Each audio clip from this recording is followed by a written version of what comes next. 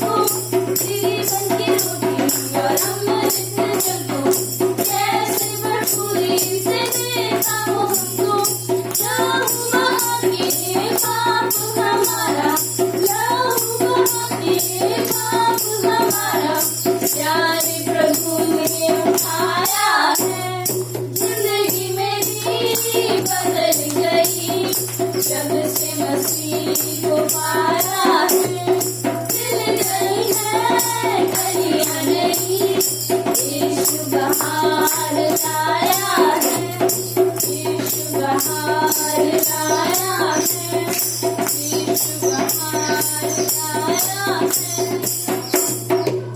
धन्यवाद परमेश्वर पिता, प्रभु धन्यवाद करते हैं परमेश्वर।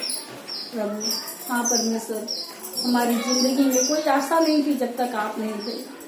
आज हमारे पास आशा है, क्योंकि अब हमारी जिंदगी बदल गई है परमेश्वर, आपके आने से परमेश्वर। प्रभु धन्यवाद करते आपके प्रेम के लिए परमेश्वर। प्रभु आप महान हैं परमेश्वर। प्रभु धन्यवाद करते परमेश्वर, आपके प्रेम की गहराई को कोई नाप नहीं सकता। धन्यवाद परमेश्वर कि हम आपके प्रेम को जान पा रहे। धन्यवाद परमेश्वर, आप हमसे इतना प्रेम करते हो। धन्यवाद परमेश्वर आपके अद्भुत प्रेम के लिए और अद्भुत कार्यों के लिए परमेश्वर, जो हमारे जीवन में आप करते हो, हमारा मार्गदर्शन करते हो। धन्यवाद परमेश्वर, थैंक यू लॉर्ड। धन्यवाद पिता।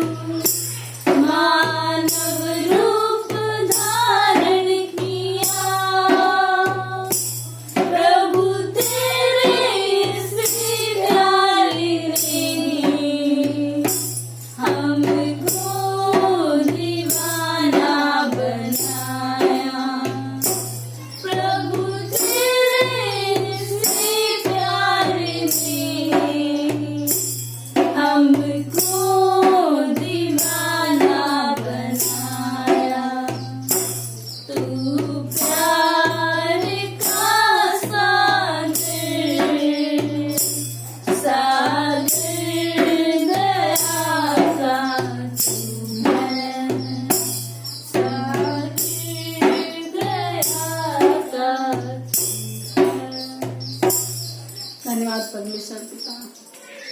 प्रभु आप परमेश्वर हैं, फिर भी आप धरती पर आए हमारे लिए परमेश्वर। आपने मनुष्य का रूप ले लिया परमेश्वर हमारे लिए परमेश्वर, ताकि हम बचाए जाए परमेश्वर। प्रभु आपका नाम महान है परमेश्वर, आपके नाम में हमें मुक्ति मिलती है, हर एक पाप से क्षमा मिलती है परमेश्वर। आपने क्रूस पर हमारे पापों का बलिदान चुकाया परमेश्वर। आपने क्रूस की मृत्यु सह ली परमेश्वर, वो मृत्यु जो हमारे हिस्से में थी पिता, और हमें माफी दी परमेश्वर, हमारे पापों को क्षमा किया परमेश्वर। धन्यवाद परमेश्वर कि आपने हमारे लिए सारा दान चुका दिया परमेश्वर। प्रभु इसके लिए हम धन्यवाद करते हैं परमेश्वर। धन्यवाद प्रभु यीशु। मुक्ति दिलाई यीशु नाम,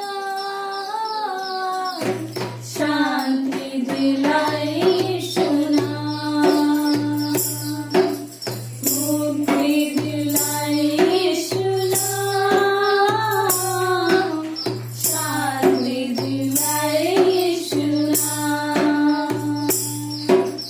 यीशु दया का बहता सागर, यीशु दया का बहता सागर, यीशु है दाता महान, यीशु है दाता महान।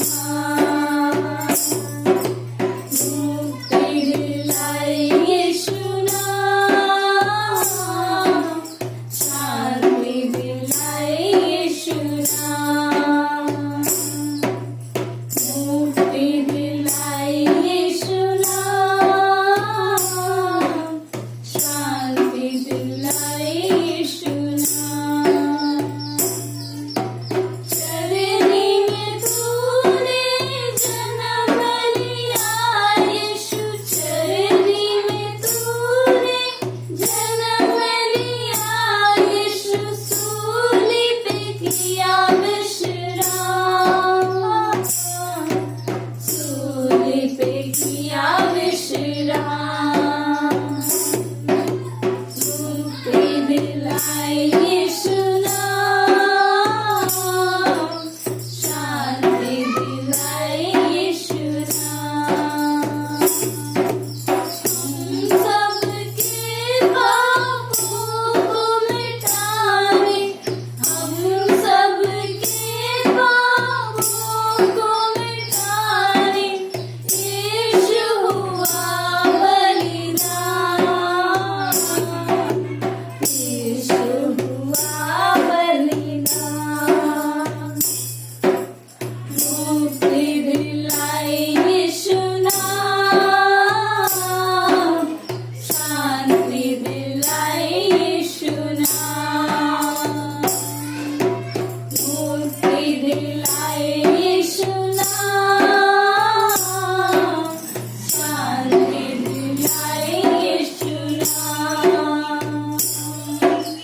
क्रूस पर अपना खून बहाया, क्रूस पर अपना खून बहाया, सारा चुकाया दाम, सारा चुकाया दाम। मुक्ति दिलाई यीशु नाम, शांति दिलाई यीशु नाम। हम पर भी यीशु कृपा करना, हम पर भी यीशु कृपा करना, हम हैं पापी नादान, हम हैं पापी नादान। मुक्ति दिलाई यीशु नाम, शांति दिलाई यीशु नाम, मुक्ति दिलाई यीशु नाम,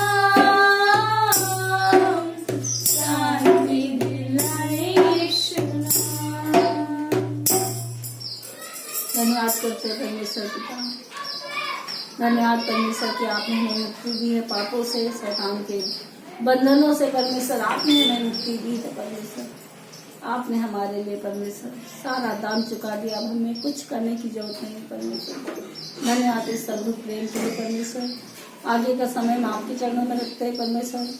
और प्रभु जो भी संदेश होगा हम सबके हृदय से बातें करना परमेश्वर। पास्टर के लिए भी प्रार्थना करते हैं, अगुवाई देना परमेश्वर। और पिता संदेश आपकी ओर से हो पिता, हम सबके जीवन में परमेश्वर उस संदेश को हम लागू कर सके परमेश्वर, और आपका मार्गदर्शन मिले आज के दिन में हम सबके हृदय को परमेश्वर आप खोल देना, हमारे आत्मिक कानों को खोल देना परमेश्वर।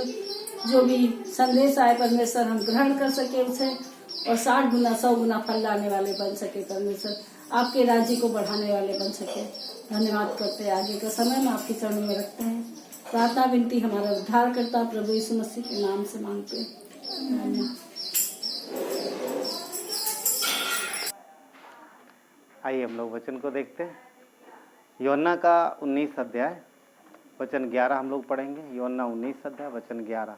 यहाँ पर इस प्रकार लिखा, यीशु ने उत्तर दिया, यदि तुझे ऊपर से ना दिया जाए तो तेरा मुझ पर कोई अधिकार ना होगा। इसलिए जिसने मुझे तेरे हाथ में पकड़वाया है उसका पाप अधिक है।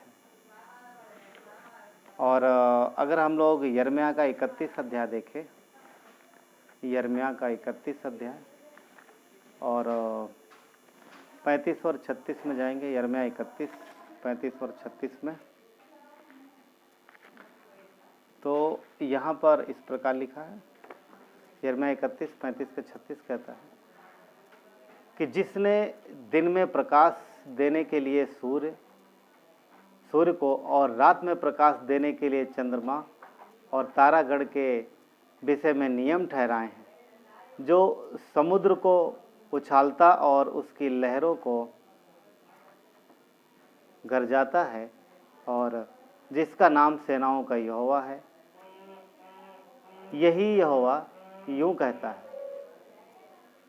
वही यहोवा यूं कहता है 36 में, यदि वे नियम मेरे सामने से टल जाएं, तभी ये हो सकेगा कि इज़राइल का वंश मेरी दृष्टि में सदा के लिए एक जाति ठहराने की अपेक्षा मिट सकेगा। तो यहाँ पर हम देखते हैं कि परमेश्वर का वचन जो 35 है, 35 में 35 में कहता है कि परमेश्वर ने नियम ठहराए हैं, और वो नियम जो परमेश्वर ने ठहराए हैं, वो नियम परमेश्वर के बनाए हुए नियम जो सदा काल के लिए स्थिर है, और हमेशा वो एक से रहते हैं, कभी भी बदलते नहीं।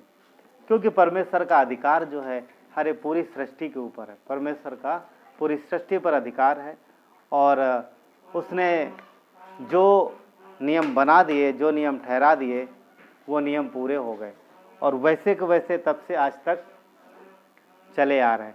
पूरे होने का मतलब ये नहीं है कि वो पूरे हो गए, हाँ मसीह यीशु ने पूरा कर दिया, परंतु यहाँ पर पॉइंट बात हो रही है कि जो सृष्टि के लिए उसने नियम ठहरा दिए, वे नियम तब से लेकर आज तक एक से हैं, और वैसा ही होता चला आ रहा है, वैसा ही होता चला आ रहा है।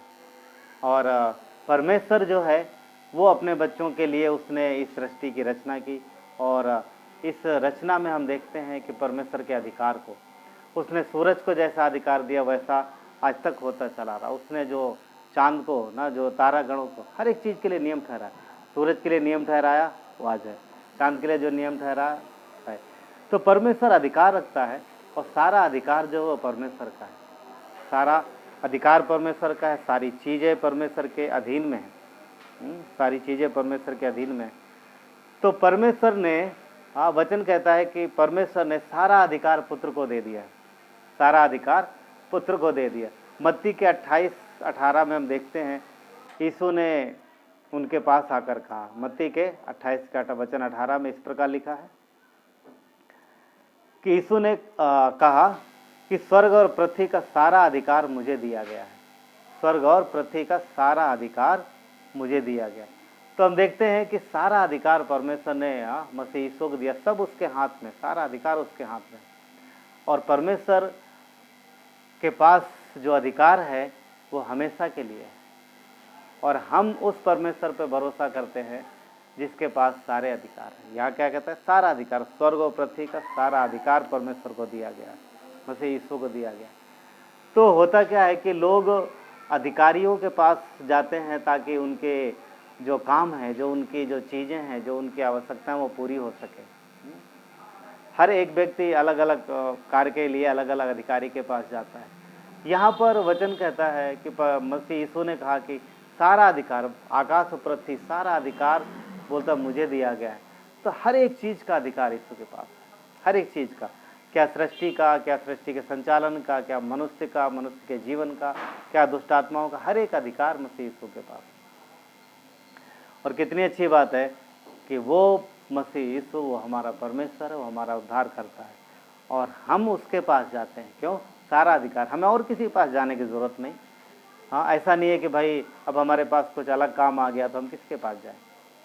हमारा अधिकारी है जो हर प्रकार का अधिकार रखता है, हम उसके पास जाते हैं।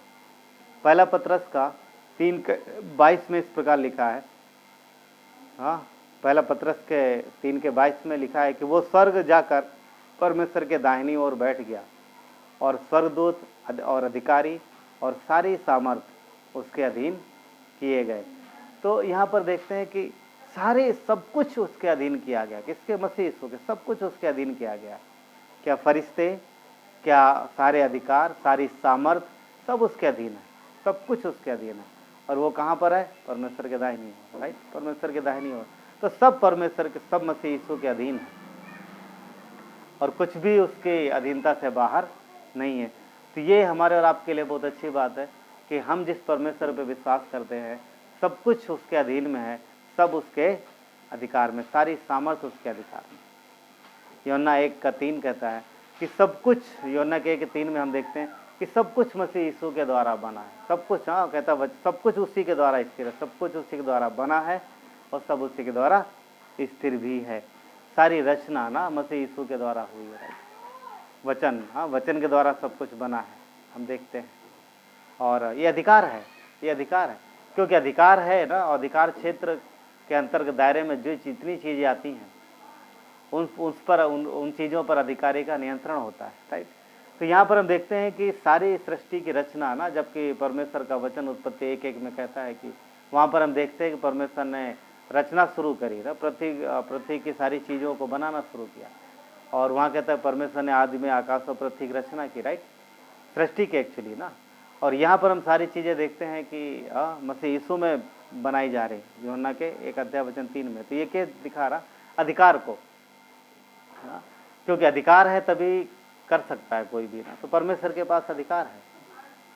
यूहन्ना के 20:28 में थोमा ने यीशु मसीह को बोला, हे मेरे प्रभु, हे मेरे परमेश्वर, हे मेरे प्रभु, हे मेरे परमेश्वर। और यहाँ पर जो परमेश्वर शब्द है, परमेश्वर, उसके लिए कुरियोस, यूनानी में जो शब्द इस्तेमाल हुआ है वो है कुरियोस, और जो एदोनाय परमेश्वर के समान अंतर है। एदोनाय परमेश्वर, जिसका मतलब है कि सर्वोपरि शासक, हर एक चीज़ पर नियंत्रण रखता है, राइट। पुराने नियम में अगर हम देखेंगे तो परमेश्वर का एक नाम है एदोनाय, जिसका ये मीनिंग है, जिसका मतलब है कि सर्वोपरि शासक, यानी सब प्रकार का सारा अधिकार परमेश्वर के पास है। तो पुत्र के पास वो हम अधिकार देखते हैं, हाँ, उसके पास सारा अधिकार है जो उसके पिता ने उसे दिया है। पवित्र आत्मा जो परमेश्वर ने हमें दिया है, राइट, जो त्रिएक व्यक्ति, त्रिएक परमेश्वर का एक पर्सन है, एक व्यक्ति है, उसके पास अधिकार है और उसके पास भी अधिकार है। और वो अधिकार हम देखते हैं कि सारी सृष्टि की रचना में भी त्रिएक पवित्र आत्मा का काम था, क्योंकि जब सृष्टि की रचना होती है तो वहाँ पर एक शब्द आता है, आओ हम मनुष्यों को बनाए, तो त्रिएकता दिखती है। तो पवित्र आत्मा का भी रोल है और पवित्र आत्मा कार्य करता है मसीह यीशु के अधीन में, पुत्र के अधीन में पवित्र आत्मा काम करता है।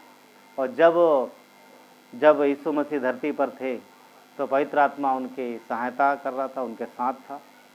और विश्वासियों में भी पवित्र आत्मा कार्य करता है।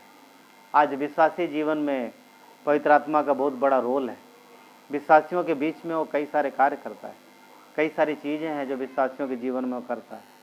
कुछ चीज़ों को अगर हम देखें तो कई सारे कार्य होते हैं। नंबर 1 है विश्वासियों के जीवन में पवित्र आत्मा के कार्य। कुछ कार्य ऐसे हैं जिसमें कि पहला है विश्वासियों को मसीह यीशु के साथ एक करता है, विश्वासियों को यीशु के साथ एक करता है।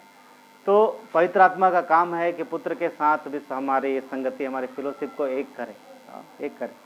ये मिलेगा रोमियो के 6 अध्याय 3 और 4 में, और कुलस्सियों के 2 अध्याय वचन 12 में, यहाँ पर हम लोग देख सकते हैं।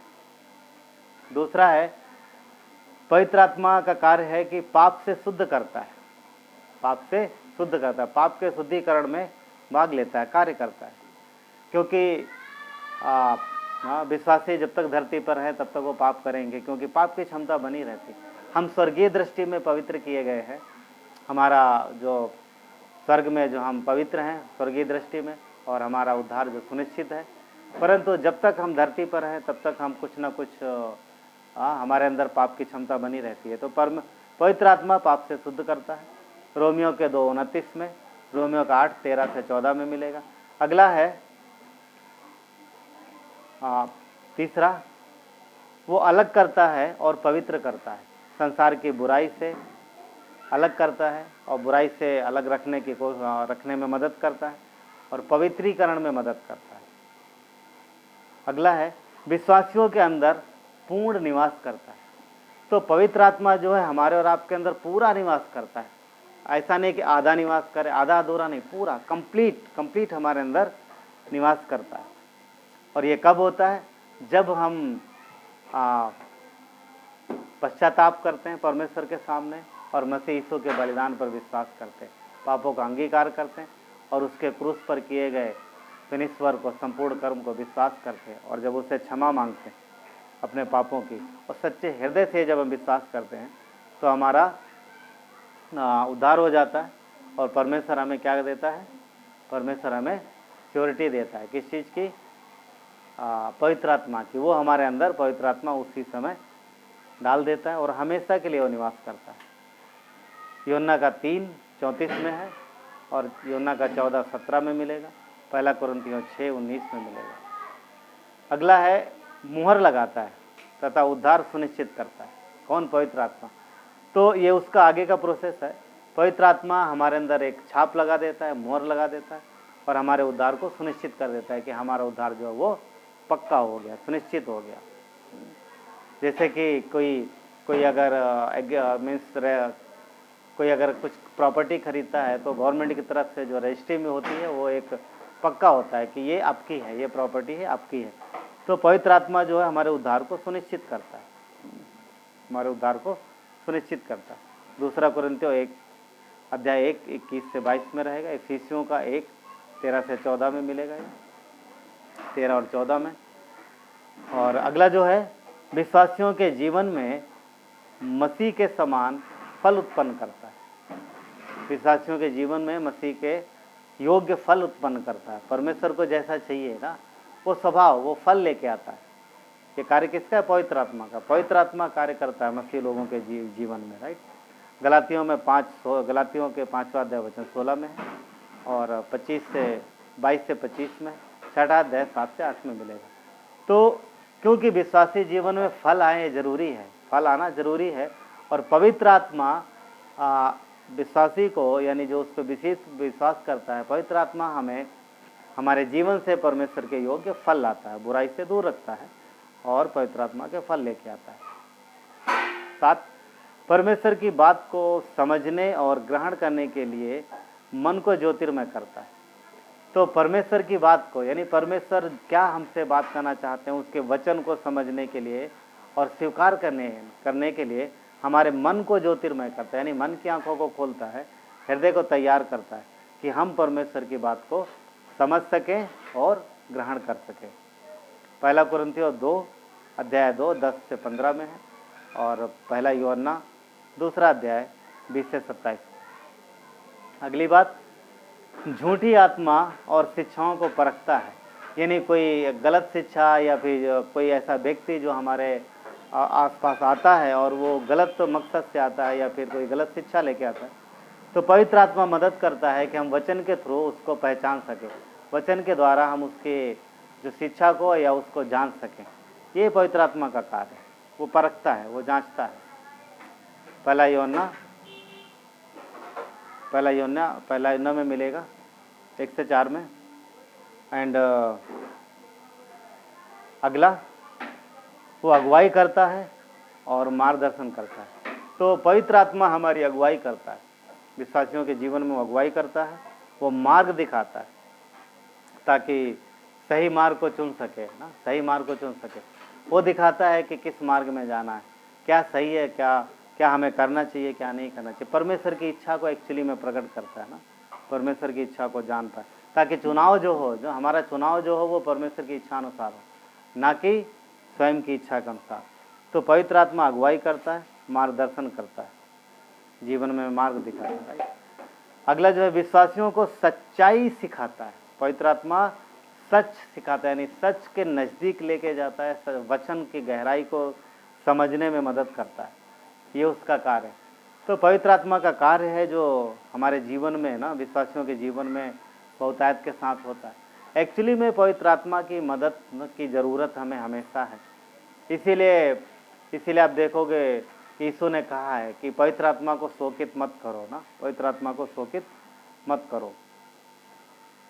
और भी कई सारे काम हैं जो पवित्र आत्मा के हैं, परंतु हम लोगों ने इन चीज़ों को देखा है। और परमेश्वर ने हमको कलीसिया में रखा है, राइट। जब हम विश्वास करते हैं तो विश्वास के बाद हम कहाँ आते हैं, कलीसिया में आते हैं। तो परमेश्वर ना, प्रभु यीशु ने कलीसिया का निर्माण किया है और कलीसिया को भी कुछ उसने अधिकार दिए हैं, राइट। कलीसिया के पास अधिकार है कि वो सुसमाचार का प्रचार करे, राइट। परमेश्वर की इच्छा को वो संसार में लेके जाए, ये उसके पास अधिकार, और ये परमेश्वर की इच्छा है कि कलीसिया ये करे। और शैतान का कलीसिया के ऊपर कोई अधिकार नहीं ना, शैतान का कोई अधिकार नहीं, क्योंकि मत्ती 16:18 में यीशु ने कहा कि मैं मेरी कलीसिया बनाऊंगा, राइट, और अधोलोक के फाटक उस पर प्रबल नहीं होंगे। शैतान का और उसके दूतों का कलीसिया के ऊपर कोई अधिकार नहीं। हाँ, वो कोशिश करते हैं कलीसिया को नुकसान पहुंचाने की, कोशिश करते हैं कलीसिया को नष्ट करने के लिए, परंतु कभी भी वो कलीसिया पे प्रबल नहीं हुए आज तक। क्यों? क्योंकि जब से मसीह यीशु ने कलीसिया बनाई है, शैतान की एक्चुअली में कोशिश रही है कि वो कलीसिया को नष्ट करे। वो नहीं पसंद करता कलीसिया, वो चाहता है कलीसिया नष्ट हो जाए, परंतु तब से लेके आज तक कलीसिया फलवंत होती जा रही, बढ़ती जा रही। वो प्रबल नहीं हो सकता, शैतान और उसके दूत प्रबल नहीं हो सकते कलीसिया के ऊपर। क्यों? क्योंकि कलीसिया की रक्षा परमेश्वर करते हैं और प्रभु यीशु ने कलीसिया को बनाया है। विश्वास के बाद उन्होंने हमें कलीसिया में रखा है, और कलीसिया जो है हमारा घर है, राइट। वो हमारा घर है, वो परमेश्वर का भवन है, हमारा घर। हम उस घर में हमें रखे, परमेश्वर ने हमें वहाँ रख दिया है, और परमेश्वर ने हमें अधिकार दिया है कि हम जाएं और लोगों को बताएं। ये काम एक्चुअली में कलीसिया को उसने सौंपा है। सुसमाचार मसीह ने कलीसिया को दिया, अपने लोगों को दिया कि हम जाएं और परमेश्वर के लोगों को बताएं। तो ज़रूरी है ताकि लोग उद्धार में आएँ, क्योंकि लोगों के अंदर खालीपन है, लोगों के अंदर लोगों को परमेश्वर की ज़रूरत, वो संसार में खुशी ढूंढ रहे, संसार में जाने क्या क्या खोज, कितने तरीके से मनुष्य अपने आप को भरने की कोशिश करता है, अपने आप को प्रसन्न करने की कोशिश करता है, परंतु कभी भी वो इस कोशिश में सफल नहीं हो पाता। क्यों? क्योंकि ये कोशिश जो है उसकी हमेशा अधूरी है, क्योंकि मनुष्य के हृदय में ना, मनुष्य के हृदय से परमेश्वर निकल गया। अब मनुष्य उसको चीज़ों से, पैसे से, वस्तुओं से, अन्य कई प्रकार के उपाय करता है, अन्य कई प्रकार की योजनाएं बनाता है, कई तरीके के प्लान करता है कि वो आत्मसंतुष्टि पा जाए, मगर ये हो नहीं सकता, क्योंकि उस जगह को सिर्फ और सिर्फ परमेश्वर ही भर सकता है। तो लोगों को परमेश्वर की ज़रूरत है, तभी उन्हें सच्ची शांति मिलेगी, राइट। ऐसे नहीं, वस्तुएं उन्हें शांति नहीं दे सकती, कोई व्यक्ति शांति नहीं दे सकता, कोई कार्य उनको शांति नहीं दे सकता। हाँ, क्षणिक शांति मिल जाती, तभी यीशु ने बोला कि मैं तुम्हें सच्ची शांति देता हूँ। वो शांति नहीं जो संसार देता है, राइट। संसार की शांति क्षणिक है, थोड़े समय के लिए, उसके बाद खत्म हो जाएगी। पर जो परमेश्वर हमें शांति देता है वो सदा के लिए बनी रहती है, समझ रहे हैं? वो हमेशा के लिए, वो खत्म नहीं होती। तो आज व्यक्तियों को, लोगों को ज़रूरत है परमेश्वर की, और वो उनको कहाँ मिलेगा? कलीसिया में। और कलीसिया की जिम्मेदारी है कि वो लोगों को बताए। कलीसिया मतलब हमारी और आपकी जिम्मेदारी है। यदि आप विश्वास करते हैं, यदि आप उद्धार पाए हुए, तो आपकी जिम्मेदारी है कि आप लोगों को मसीह के प्रेम को बताएं। हाँ, किसी ने इसके पहले हमें और आपको भी बताया, इसलिए आज हम मसीह के देह में हैं, हम उसके कार्य में, राइट, हम उसके सुसमाचार को आगे लेके जा रहे हैं। तो ये कलीसिया की जिम्मेदारी बनती है, मसीह ने सौंपा, ये कार्य उसको सौंपा है, उसने अन्य किसी संसार को नहीं दिया। सब मसीह, परमेश्वर की उम्मीद, ये मसीह की उम्मीद किससे है? संसार के लोगों से या कलीसिया से? कलीसिया से, हमसे और आपसे उम्मीद है। वो किसकी ओर देख रहा? अपने बच्चों की ओर देख रहा, वो हमारी ओर देख रहा, आपकी ओर देख रहा, राइट। तो कौन लेके जाएगा उसके सुसमाचार? उसी, तभी उसने बोला मत्ती के 28 में ना कि जाओ पूरे संसार में जाओ और बताओ मेरे प्रेम को ना, मेरे प्रेम को दो, बताओ जो मैंने सिखाया सिखाओ, राइट। तो ये जिम्मेदारी किसकी? कलीसिया की है। इसलिए हमारे पास वो अधिकार है, परमेश्वर ने हमें अधिकार दिया कि हम जाएं और बताएं, मगर इसके लिए ज़रूरी है कि पहले हम सीखें और जानें। परमेश्वर ने हमें भी कुछ चीज़ें करने के लिए कही हैं जो हमारे बस में है, क्योंकि परमेश्वर ने आदम को कुछ चीज़ें कही थी जो उसके बस में थी। हाँ, उसके बस में थी। क्या? रक्षा कर बगीचे की और इसमें काम कर, राइट। दो चीज़ें थी। आज भी हमें वही काम दिए गए हैं, है ना। कार्य करना, कार्य क्या करना? रक्षा क्या करना? हमें अपने आप की रक्षा करना, राइट। क्यों? क्योंकि हम परमेश्वर का मंदिर है। हमें खुद को संभालना है, बुराई से दूर रखना है और परमेश्वर के नज़दीक आना, परमेश्वर के क्लोज बने रहना। तो हमें क्या करना? हमारे लिए क्या स्वेच्छा है? बहुत सी चीज़ें हैं। परमेश्वर की संगति करना स्वेच्छा के ऊपर निर्भर है। क्या स्वेच्छा है? परमेश्वर की इच्छा है कि विश्वासी लोग, परमेश्वर के लोग उसके साथ एक गहरी डीप संगति करें। परंतु स्वेच्छा की वजह से कई बार हमारा मन अन्य चीज़ों में लगा रहता है, हम इधर उधर भागते रहते हैं, परमेश्वर के साथ डीप गहरी संगति नहीं करते। ज़रूरी है। कैसे करेंगे? वचन के द्वारा। वचन पर मेडिटेशन करना, वचन को पढ़ना और वचन को सही तरीके से अपने जीवन में लागू करना, ये बहुत ज़रूरी है। यदि हम वचन को अच्छे से समझ पाते हैं और उसके अपने जीवन में लागू करते हैं तो ही हम परमेश्वर के साथ संगति में बढ़ रहे हैं। ज़रूरी है। इफिसियों का 6:17 में कहता है वचन तलवार है जो इस विश्वासी जीवन में शैतान के साथ युद्ध करने में, हमला करने के काम आती है। इफिसियों में जितने एक्चुअली हथियार दिए हैं वो सब आत्मरक्षा के लिए। एक ही है जो अटैक के लिए, जो हमला करने के लिए। वो क्या है? वो है वचन। वचन की तलवार। मत्ती की किताब में जब हम देखते हैं यीशु की परीक्षा हुई तो उसने सामना कैसे किया शैतान का? वचन के द्वारा किया। वचन। तो यदि हमारे और आपके पास वचन नहीं है, वचन हम गहराई से नहीं समझ रहे हैं, तो फिर जो अधिकार परमेश्वर ने हमें दिया है वचन का इस्तेमाल का, फिर हम कैसे कर पाए? क्योंकि वचन हमारे पास है ही नहीं। तो ज़रूरी है कि हम वचन को मेडिटेशन करें, अच्छे से पढ़ें। और दूसरा, प्रार्थना में संगति बिताएं। उसने, यीशु ने शिष्यों को बोला प्रार्थना में लगे रहो, प्रार्थना करते रहो। जब गतसमनी बाग में वो प्रार्थना करने के लिए जा रहा था तो बोला उससे मेरे साथ प्रार्थना करो। और वहाँ देखोगे आप कि चेले नहीं कर पाए, प्रार्थना सो गए। उसने कहा प्रार्थना करते रहो ताकि तुम परीक्षा में ना पढ़ो। तो प्रार्थना भी हमारे लिए बहुत ज़रूरी है और हम निरंतर करते रहें। प्रार्थना, वचन, आराधना परमेश्वर को महिमा देना है। आराधना सिर्फ उसी समय नहीं जब हम संगति में आते हैं और सब लोग प्रेम से आराधना करते हैं, नहीं। करना है, वो ज़रूरी है, संगति में तो करते ही है, पर हमारे जीवन से मसीह को आराधना मिले। आप आराधना कर सकते हो ना परमेश्वर के, आपके जीवन से परमेश्वर की आराधना मिला, तो उसको आराधना मिले, आपका जीवन उसको भाए, ये बहुत ज़रूरी है। समझ रहे? ये इम्पोर्टेंट है। ज़रूरी है कि हम दिल से उसको आराधना करें, दिल से उसको महिमा दें और हमारा जीवन जो है परमेश्वर को भाए। तो परमेश्वर के पास सारे अधिकार हैं। अपने जीवन में हमें किसी प्रकार की चिंता नहीं करना, किसी प्रकार के लिए हमें डरने की ज़रूरत नहीं है। क्यों? मसीह यीशु के पास सारे अधिकार, हर एक चीज़। हाँ, शैतान कई बार पावरफुल दिखता है, कई बार वो उसके कार्य भी बहुत पावरफुल दिखते हैं, परंतु ध्यान में सारे अधिकार, सब कुछ मसीह के पास, सब कुछ उसको दिया गया, सब उसके हाथ में। कोई ऐसी चीज़ नहीं है जो परमेश्वर के हाथ में नहीं है, जो मसीह यीशु के हाथ में नहीं है। हाँ, सब कुछ उसके पास। पहला पत्रस 3:22 में उसने क्या कहा, क्या लिखा है? सारे फरिश्ते, स्वर्गदूत, अधिकारी, सारी सामर्थ, हाँ, सब कुछ उसके अधीन किए गए, सब कुछ, एवरीथिंग, सब उसके अधीन है। तो हमारा परमेश्वर जीवित है और सामर्थी है और सारे अधिकार उसके पास हैं, इसलिए हम उस पर भरोसा करते हैं। तो हमें किसी प्रकार से घबराने या किसी प्रकार से भयभीत होने की ज़रूरत नहीं है कि शैतान हमारे जीवन में कुछ करेगा।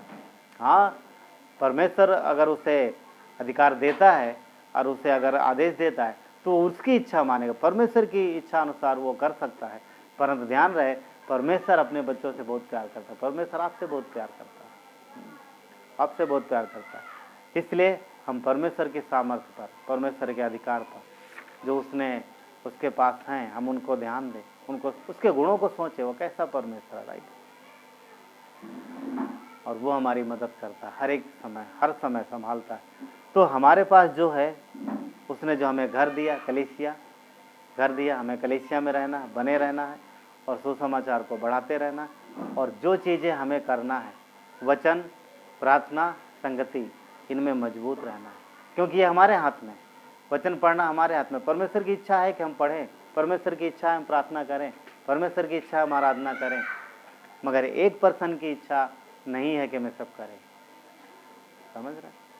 और वो कौन है हम जानते हैं।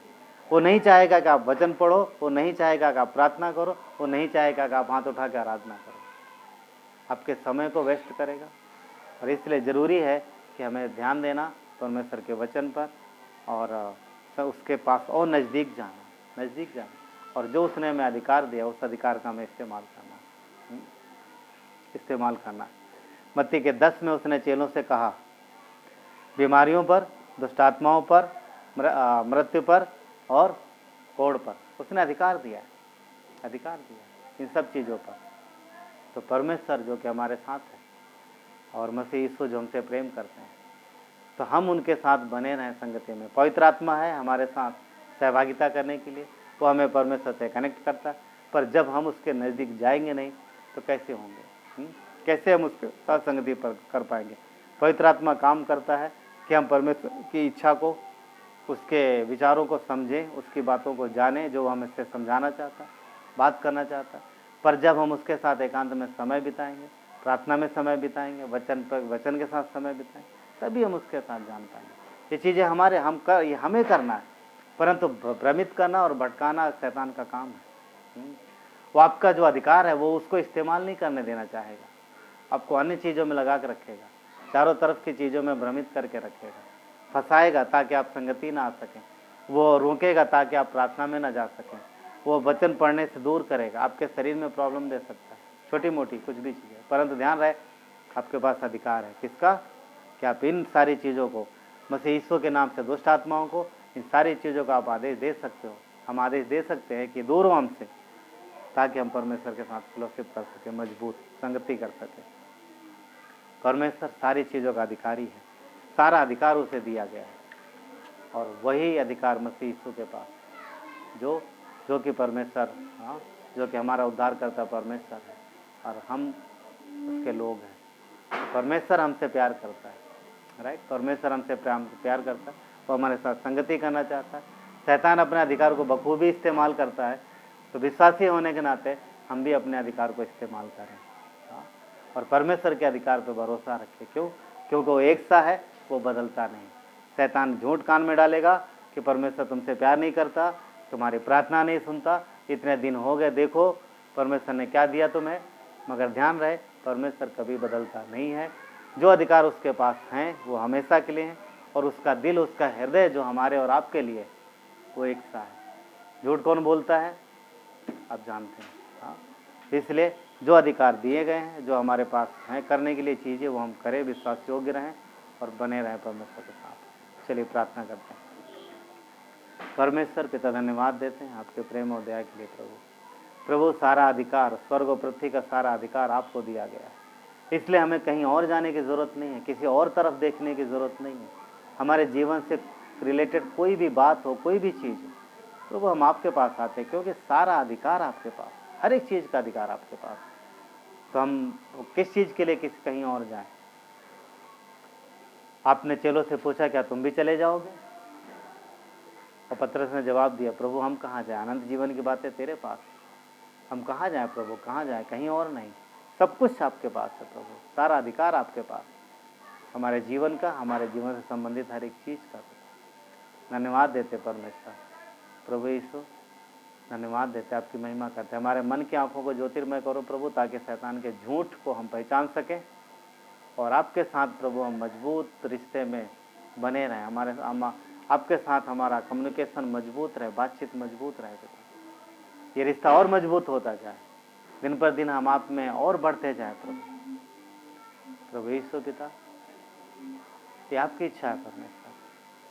प्रभु हम प्रार्थना करते हैं हर एक व्यक्ति को परमेश्वर आप संभालो पिता, और हमारा जीवन आप में मजबूत हो प्रभु, निरंतर बढ़ता जाए पिता। वचन की गहराई को प्रभु हम और गहरे से सीखें, और पिता आपकी इच्छा कि हम आपके सुसमाचार को हर जगह लेके जाए प्रभु।